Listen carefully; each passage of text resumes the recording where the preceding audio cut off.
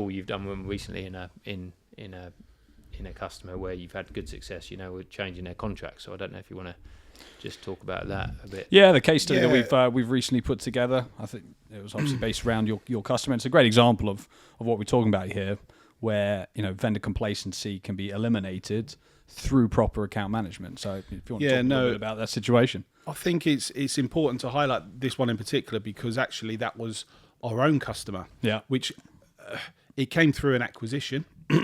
So we acquired a company. That account was then provided to myself to manage, and having taken a look at what was set up, the type of contract they were on, and having a conversation with them about the way forward, what their new I suppose working methods are, and all the change in over the last 3 years, it was evident that what they had wasn't working for them. They weren't aware of this, but this is what I picked up on.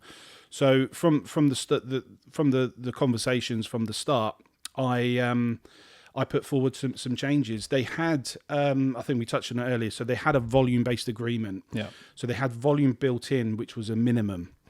They weren't achieving this because, like most businesses, volume had declined. They had more staff working from home and a few other changes. So I highlighted this and we made some changes, and it drove out some significant savings to them. We had to make a couple of tweaks. For example, their machine in the marketing department, which you can relate, wasn't quite cutting it in terms of colour quality. Yeah, we're quite. You're quite picky. Quite picky with that in marketing. Yeah, it's got to be right. It's got to be right. It's got to be right for every department as well, Matt. But that wasn't quite cutting it, so we made a small change there and upgraded that equipment.